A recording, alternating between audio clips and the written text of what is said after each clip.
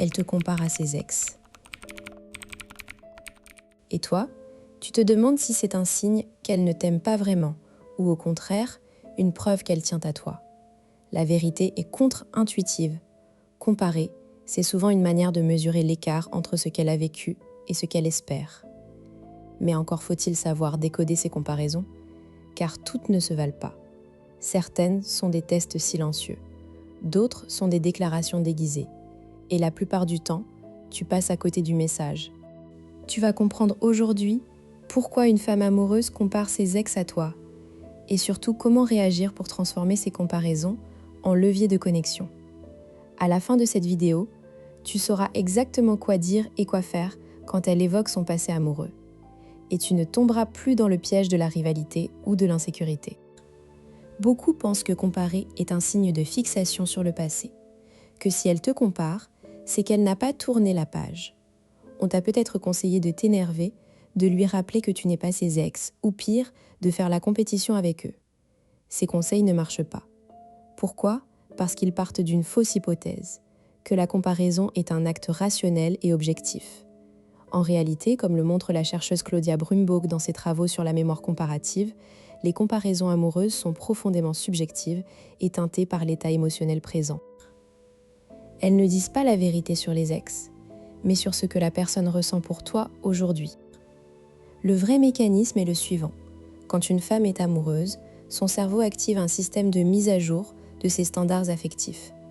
Elle compare inconsciemment ce qu'elle vit avec toi à ce qu'elle a connu avant, non pas pour juger l'ex, mais pour valider que sa décision de t'avoir choisi est bonne. C'est un processus de confirmation inconscient. Si la comparaison est positive, toi, ex, cela renforce son attachement. Si elle est négative, elle provoque de l'inquiétude. Mais dans les deux cas, elle sort rarement de nulle part. Elle est souvent provoquée par un événement récent qui active un souvenir ou une attente non satisfaite.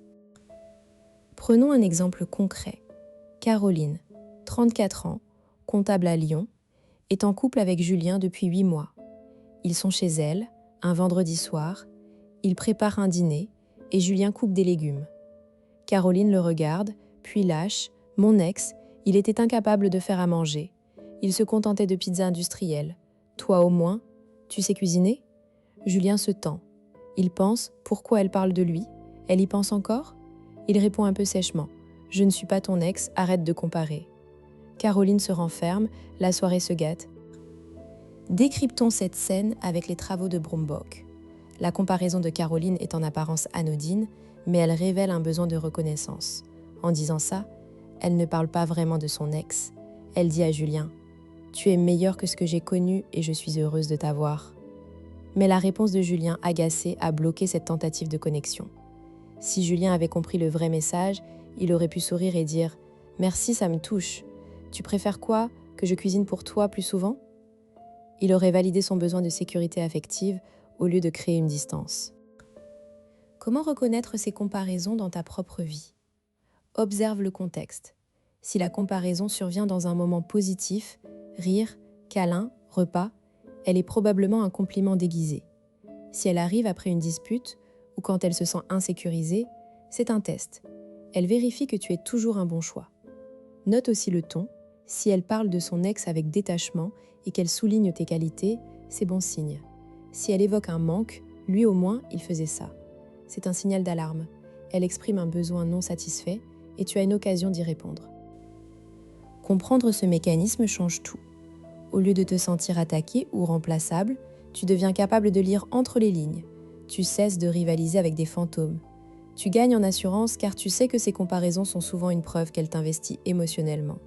Et surtout, tu évites les pièges qui font capoter les couples, la défense, l'évitement ou la contre-attaque.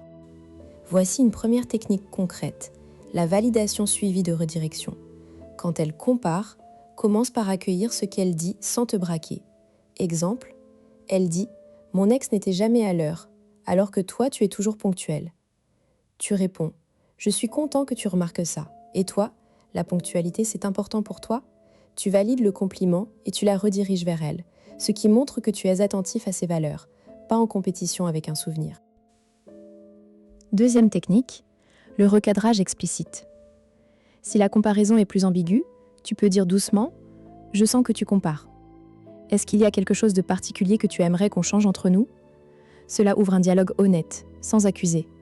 Souvent, elle réalisera qu'elle ne veut rien changer du tout, elle cherche juste une réassurance. Troisième technique, l'humour et l'élargissement. Quand elle te compare positivement, tu peux jouer le jeu. Ah, je suis officiellement le meilleur. Je vais essayer de garder la couronne. Cela détend l'atmosphère tout en renforçant le lien. L'essentiel est de ne jamais entrer dans une logique de rivalité. Ne dis jamais « moi je suis mieux que lui », car tu tombes dans son jeu. Tu pourrais objecter « et si elle compare toujours négativement ?» Dans ce cas, ne prends pas la critique comme une attaque personnelle. Demande-lui calmement « qu'est-ce qui te manque de cette relation passée ?» Parfois, elle idéalise. Tu peux lui rappeler les raisons de leur rupture. Si c'est récurrent, il faut une conversation plus large sur vos besoins respectifs. Autre objection, je ne veux pas entendre parler de ses ex, ça me blesse. Là encore, la solution n'est pas d'exiger qu'elle arrête, mais de comprendre que ce besoin de comparer est humain. Plus tu seras solide et ouvert, moins elle aura besoin de tester ou de chercher la réassurance ailleurs. En bouclant la boucle, rappelle-toi, les comparaisons sont rarement des verdicts, ce sont des fenêtres sur ce qu'elle ressent pour toi, ici et maintenant. Quand tu sauras les décoder et y répondre avec justesse, tu n'en auras plus peur. Elles deviendront même des moments de connexion privilégiés. Alors la prochaine fois qu'elle mentionnera un ex, respire et applique l'une des techniques. Tu verras la différence. Si tu veux aller plus loin, abonne-toi et active la cloche. Je publie chaque semaine une analyse psychologique des dynamiques amoureuses. À très vite.